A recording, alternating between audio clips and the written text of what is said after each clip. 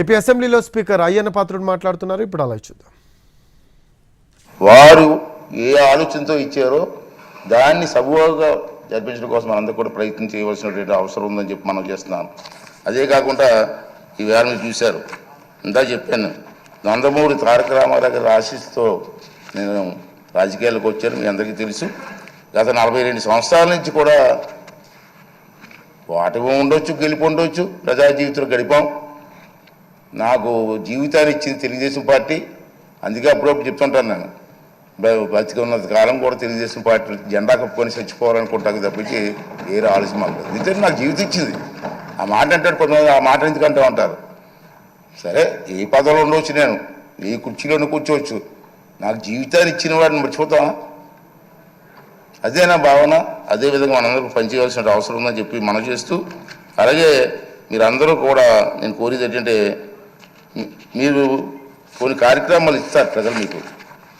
ఆ కార్యక్రమాలని హౌస్లో ఏ విధంగా ప్రజెంటేషన్ చేయాలా? ఇది హౌస్లోకి వచ్చాం, కూర్చున్నాం, వెళ్ళిపోయాం, అది కాదు ముఖ్యం. ప్రతి కార్యక్రమానికి కూడా పద్ధతి ఉంది. మీ దగ్గర రూల్స్ ఉన్నాయి. ఇక్కడ మన ఇక్కడే అసెంబ్లీలో లైబ్రరీ కూడా ఉంది. నేను నా అనుభవం చెప్తున్నాను. ఈవేళ మేము ఫస్ట్ టైం ఎమ్మెల్యే అయినప్పుడు 83లో కానీ 85లో కానీ నేను మంత్రి అయినప్పుడు ఒక క్వశ్చన్ వేస్తే ఆ క్వశ్చన్ ఎలా వేయాలో నేర్చుకోవాలి. ముందు ఏ ఫార్ములా వెళ్ళాలా? సభలో మాట్లాడినప్పుడు మంత్రి ఉంటారు, మంత్రితో పాటు వాళ్ళ డిపార్ట్మెంట్ వాళ్ళ ఆఫీసర్లు ఉంటారు. మీరు మాట్లాడింది మీ సమస్యని ప్రజెంటేషన్ చేసే విధానాన్ని నేర్చుకోవాలా. ఒక కావలిస్తే చంద్రబాబు నాయుడు పెద్దలతో మాట్లాడి మీకు ట్రైనింగ్ క్యాంప్స్ పెడదాం. ఇంతకుముందు హైదరాబాద్లో బాబు గారి టైంలో, సార్ మీకు గుర్తుందో లేదు కానీ, ఒక 4-5 రోజులు మాకు ట్రైనింగ్ ఇచ్చారు. ఎన్టీ రామారావు గారు అయితే అక్కడ గండిపేటలో 9 రోజులు ట్రైనింగ్ ఇచ్చారు మాకు. 9 రోజులు అక్కడే ఉన్నాం. ఏ సమస్యని ఎలా ప్రజెంటేషన్ చేయాలా, క్వశ్చన్ అవర్లో ఏ సమస్య రేజ్ చేయాలా, 304లో ఏంటి ఇవ్వాలా, కాలర్ టెన్షన్లో ఏంటి ఇవ్వాలా, బడ్జెట్ స్పీచ్ ఎలా మాట్లాడాలా, ఇవన్నీ కూడా మనం ట్రైనింగ్ తీసుకోవాల్సిన అవసరం ఉంది. మనం ఏ సిగ్గుపడవలసిన లేదు. ప్రజా సమస్య నేర్చుకోవడం తప్పు లేదు. అంచేది మీ అందరినీ కోరేది ఏంటంటే, మీరు తప్పనిసరిగా టైం తీసుకొని, సీనియర్స్ కూడా ఉన్నారు, సీనియర్స్తో కూడా మాట్లాడి మీ ప్రజెంటేషన్ బాగా చేసి ఈ రాష్ట్ర భవిష్యత్తుతో పాటు మీ నియోజకవర్గ భవిష్యత్తును కూడా మరి ముందుకు తీసుకెళ్ళడం కోసం మీరు ప్రయత్నం చేయవలసిన అవసరం ఉంది. ఇంచేత మిమ్మల్ని టీవీలో సభలో మనమే ఉన్నాం, మనం చూడడానికి కొన్ని లక్షల మంది కూర్చున్నారు బయటని.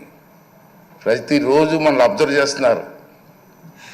వాళ్ళ ఆశలను అడగాస చేయడానికి వీల్లేదు. మనం ఈ 5 రోజులు మనకి పండగ కాదు, బాధ్యత. 5 సంవత్సరాలు మనందరం కష్టపడి ముందుకు వెళ్ళవలసిన అవసరం ఉందని చెప్పి మనం చేస్తున్నాను.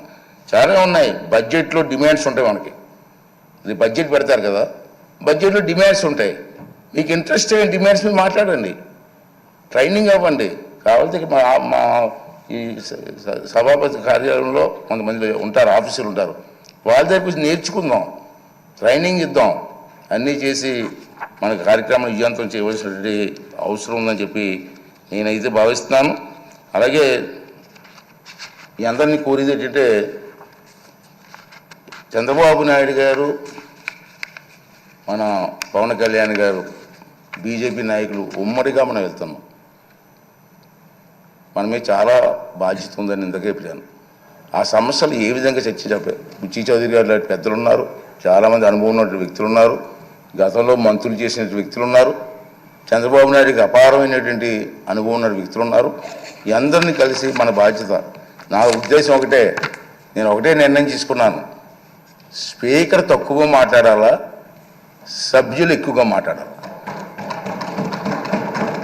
ఆ అవకాశం నేను కల్పిస్తాను, అది బాధ్యత.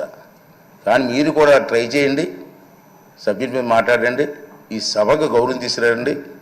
ఈ 16వ శాసనసభకు ఒక మంచి గుర్తింపు వచ్చేలాగా, గౌరవం వచ్చేలాగా మీ అందరూ కూడా సహకారం అందించాలని చెప్పి ఈ సందర్భంలో మనం చేస్తూ, అలాగే ముందే చెప్పాను తక్కువ మాట్లాడితే మంచిదని స్పీకరు.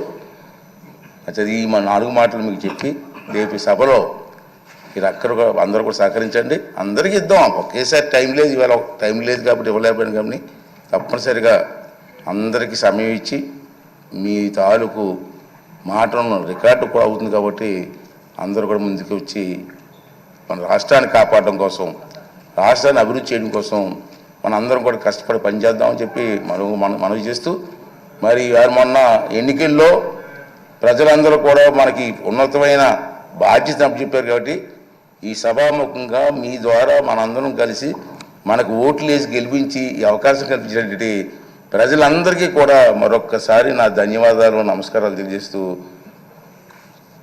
మరి the house is exempt is died with the consent of the house. Next date ఉంది with the permission of the chair. Okay అండి.